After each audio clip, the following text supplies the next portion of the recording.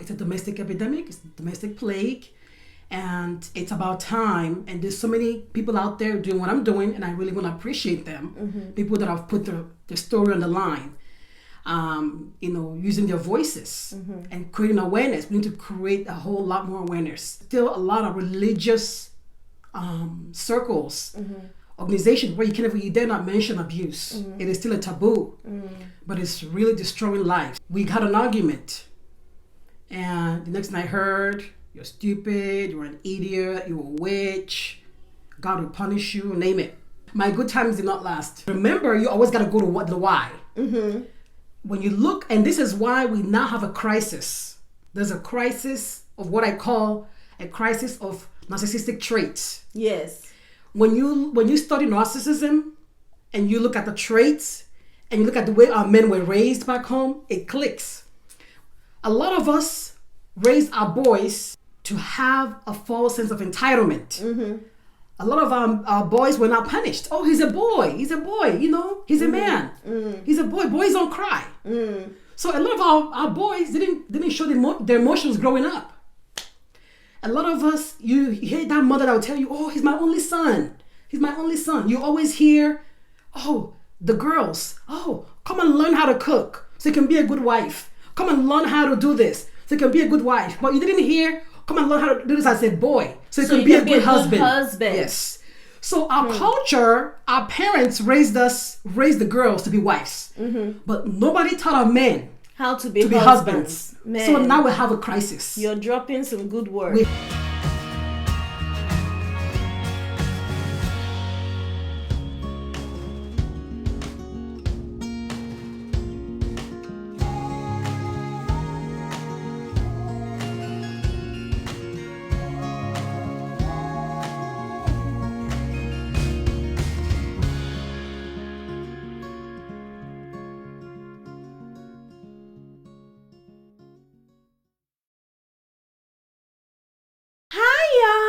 Welcome to my channel. Hey. Welcome to my channel. If this is your first time, my name is Ruby Bellu. If you are a return viewer, you're highly welcome. I appreciate you. Today we have a very special guest with me. It's my very good friend, and she has an inspiring story to tell. Thank you so much for coming. I really appreciate you coming. Her YouTube handle is Embrace Your Scars, and she's going to go in detail. Please subscribe. So, Nne, one of the questions that, I want to know, and I know that a lot of women that are going through this have, is how do you, when you've gotten to that point of, this is my breaking point, this is the point where I have to, the tipping point where I have to do something about this, I have to get help and I need to speak out on this. How do you start? How do you even tell your friends and family?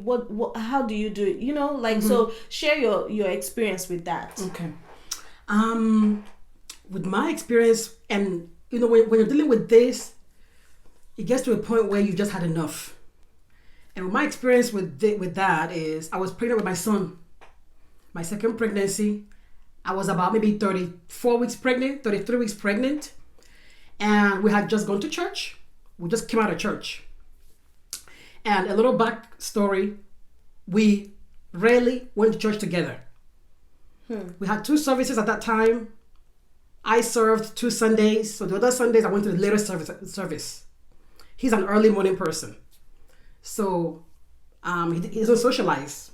He will tell you after church, get in the car, I'm gone. So at this point, I was very heavily pregnant. And I said, can we please go to church together today? I don't have any, I'm tired. He's like, okay, remember, after church, get in the car, we're going home. And I'm going somewhere with this. So after church, I think my sister had my daughter.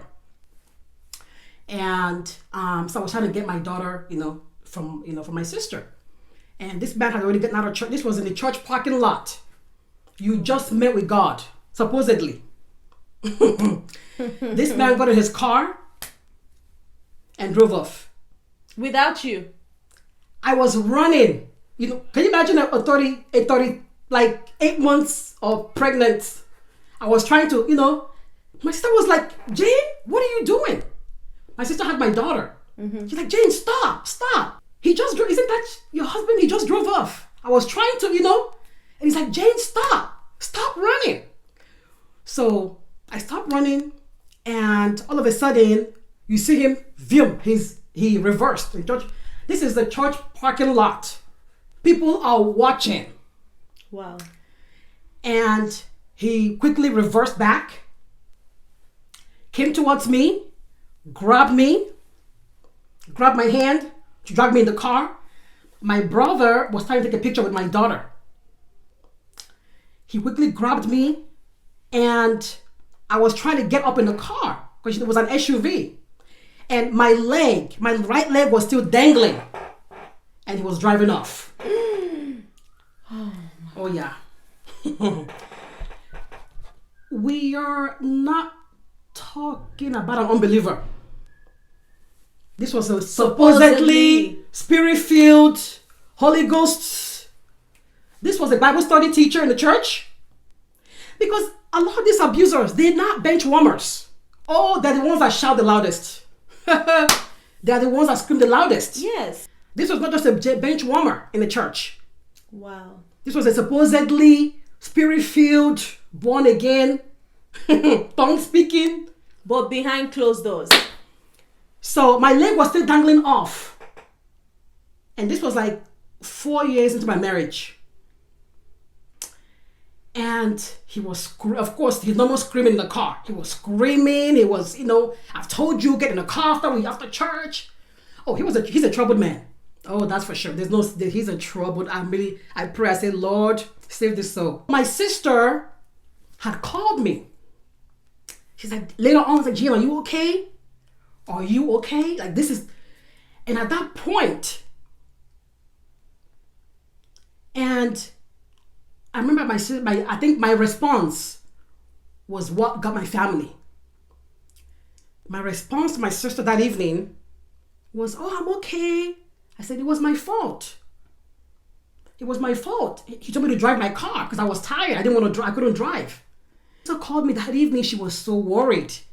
But I didn't understand why she was worried. Because to me, it's normal. It was normal. That's the thing. When you're in this type of relationship, my sister was normal. Like, Jane, and I said, well, it was normal to me. She didn't know. That's just what she saw. This is a church parking lot. People are watching. So she's like, Jane, this is not okay. This is not okay. If not for my sister and her husband, I would have been dead by now. I would have been dead. My brother-in-law is the best thing that happened to my family. My brother-in-law, oh my God. My brother-in-law is kind of in-law you would dream to have. My sister, my brother-in-law were there. My family was there for me. And I think at that point, my sister now had to allow my family. Like, this has gotten out of hand, y'all. And at that point was when my family told me, Jane, this is not okay. This is not okay. That was the point where, because remember, before now, my family, remember, these abusers, they have no shame. They have no self-control. My family have seen a lot. Because remember, they don't hide. They don't have any brake lights. They have no filter. Imagine a 2-year-old. They had like 2-year-olds stuck in an adult, in the body of an adult. Remember, you can imagine a 2-year-old having a tantrum in the middle of the store. That's how they are. Wherever that anger, that rage, that evil comes upon them, it doesn't matter. Even if God is, an angel is standing in front of them right here, they will display themselves. Wow. They will display themselves because they have no self-control. They have no self-control. So he has, people, and people started to avoid me. Oh yeah, because I didn't blame them, because everybody is trying to protect their mental health. Oh yeah, people avoid you. Like, domestic violence affects every aspect of your life. It affects your quality of your life. So my family have been seeing, of course, they've been seeing all these little things that he's been doing, losing his temper everywhere. Not family, even friends. Friends, of course. They can't hide it. It's who they are. They can't help themselves. So at that point, my family was like, Jane, this is it. This is enough. You need to get help.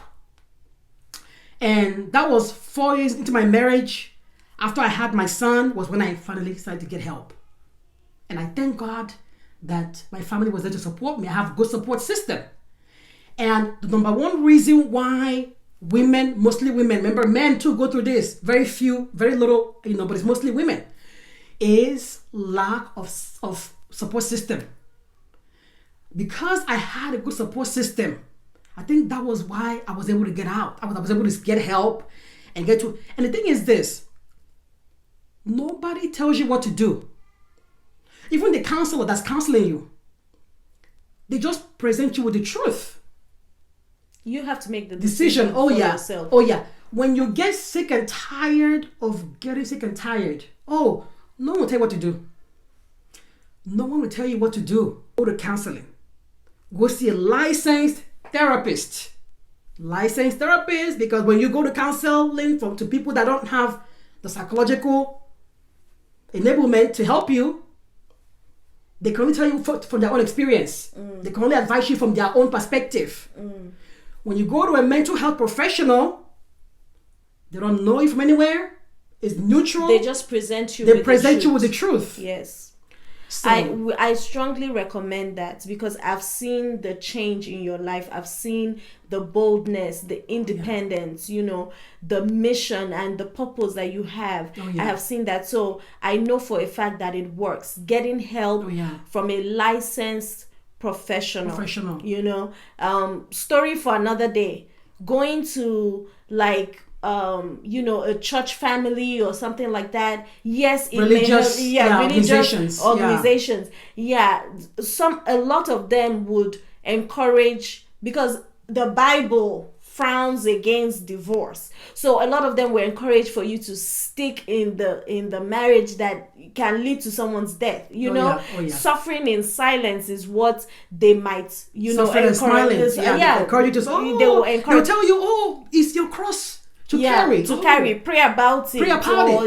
And somebody is dying. So I would encourage anyone that is going through this to at least just get help, get licensed professional help, read up on it, mental health professional, get help, look into this, do research, and then walk your way towards your own independence, what would work for your family. But this is not okay. What you're going through right now is not okay. It's not not okay. There has to be something that you can do for your situation to be better.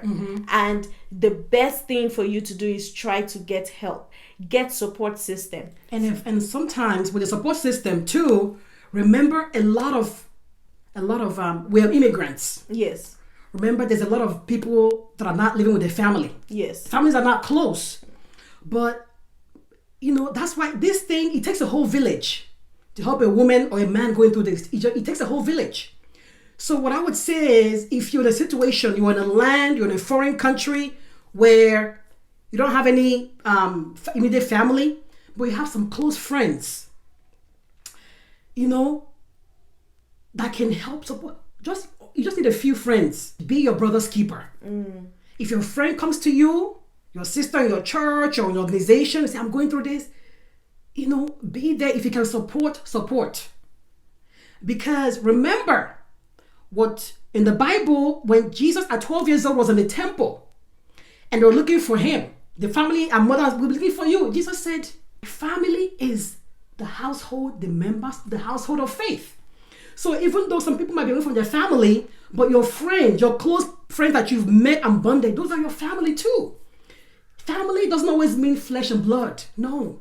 We have to be each other's keeper in this. It takes a whole village to really come together. And lack of support system is number one reason why women stay in these homes. They don't have any family around. But financial. Financial, yes. They don't have the financial, means to get counseling. But we have at least one or two friends that you're close to. So hopefully we've raised our awareness. People will start, So because a lot of times too, some friends will tell you to stay too. So you have to be careful. Careful, yes, who you share with. Yes. I'm going to put in the description box below. I'm going to put links to resources and help, that can at least start the process. The purpose of this video today is to create awareness. Yes. To start the process. Yes. Start the process. This is not okay anymore. Okay. Yeah. We have to start the process of getting help, of getting out, or whatever has to be done. Yes. Okay. There has to be therapy in the marriage. But I know that there are some that may not result to the whole breakup. Oh yes, there's been situations. There's been situations where the victim gets out and gets help, and the abuser gets help. Gets help too, because remember, these people are not. This is not okay. Yes, it's not normal to behave this way. So sometimes, of course, we all want to have that. Hear the stories of redemption where they come back together, but coming back together also requires work from the abuser too. Yeah. Because a lot of times what happens is the victim gets out and gets help, and then the abuser stays the same but wants to reconcile. I want my wife. It doesn't work like that. Yeah. Reconciliation takes work from both ends. So the situations where too the abuser goes and gets help from a licensed therapist there's progress notes. There has to be, remember, you got to present your evidence. There's progress notes that the abuser is also going to for therapy.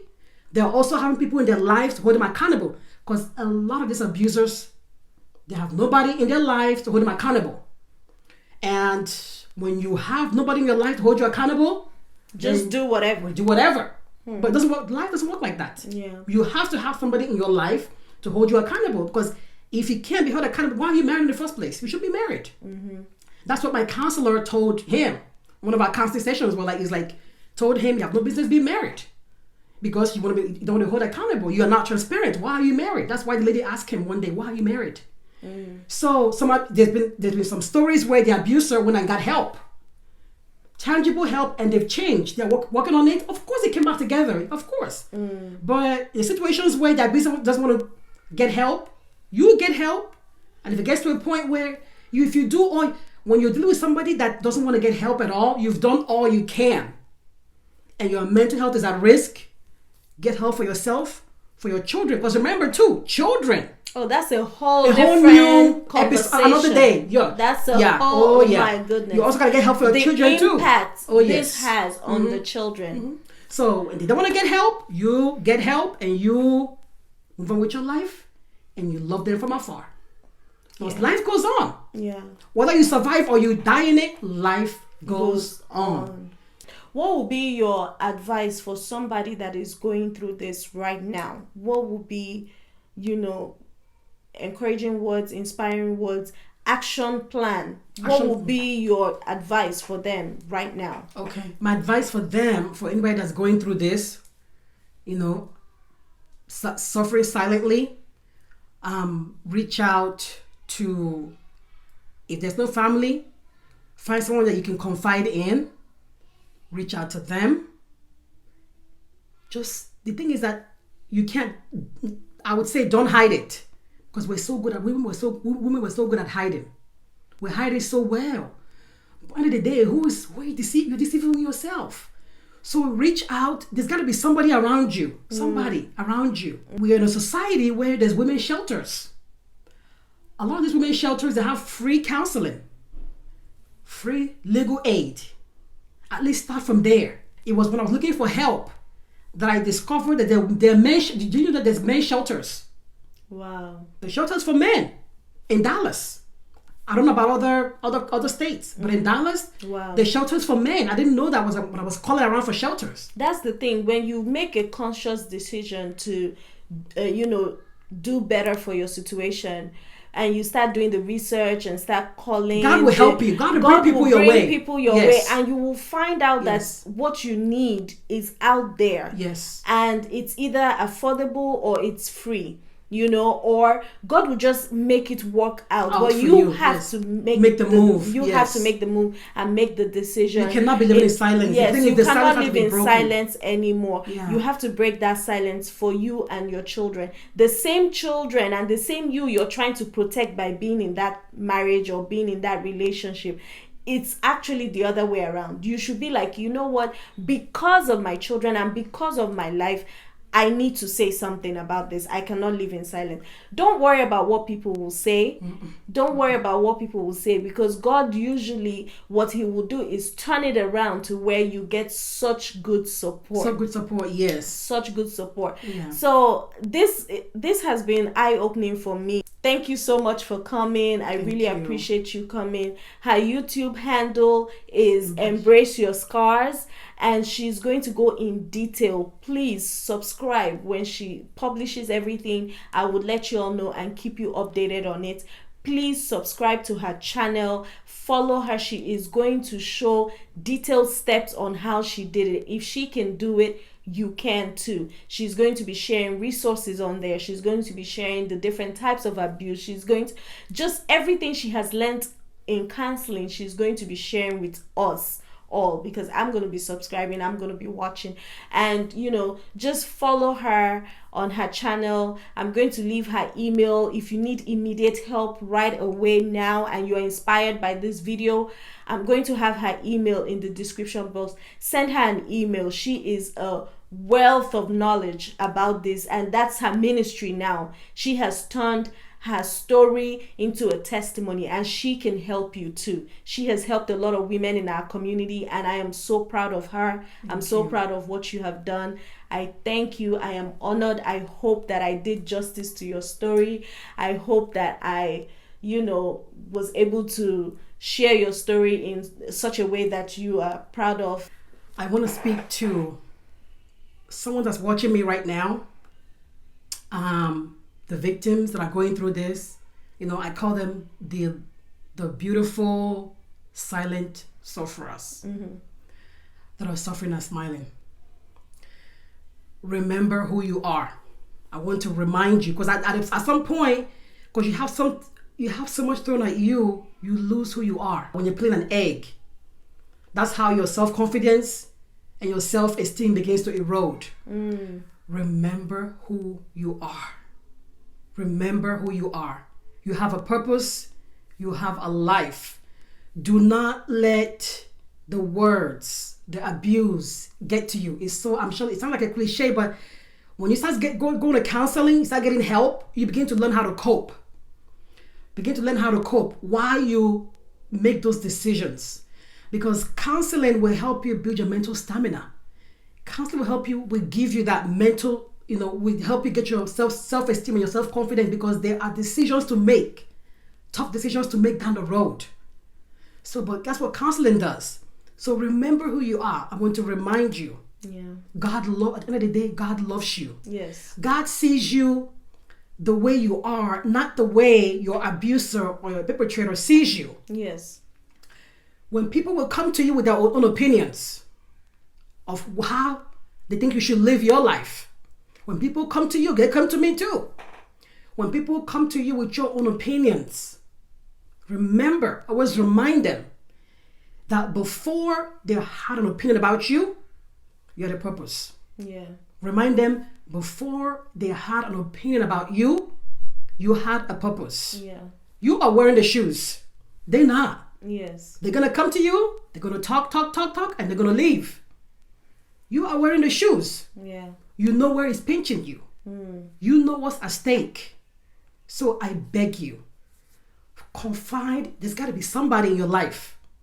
And when you make up your mind to get help, just like we said, God will bring people in your life. Yes. And God will remove those, God will begin to separate the sheep and the lamb from your life. God will truly bring those people into your life that will lead you into your destiny. Because remember, it's not about you only. It's about your children. It's about your destiny. It's about your purpose. It's about your assignment. It's about your voice.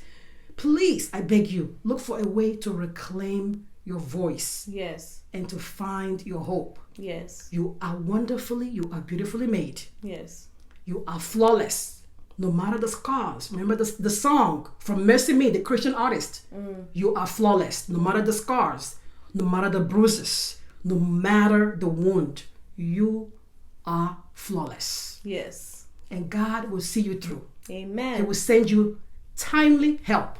Yes, Yes, He will. absolutely. He will. Thank you for that word. Thank you. Reclaim your voice. Reclaim your voice. I like that. Yes. Reclaim your voice. Yes. Thank you so much. Thank If you have enjoyed this video, please share, please like, please comment. We want to hear from you. But most importantly, subscribe and share. You Yes. never know who is suffering in silence. In silence. And you never know who you might help with this video. So many Share silent with sufferers. so many all silent around people, us. all so around many. us. You will never So, imagine. Never imagine. Oh, So yes. please share. If you are dealing with this and you need help, I have her contact in the description box, and she can also help you in her own way. But we love you. Thank you for sticking Thank you so and much. watching this Thank you video. for your time. We appreciate you. Please join us for the next video, because we're going to have so many more great content coming your way. Until then, it's your girl Ruby. Bye.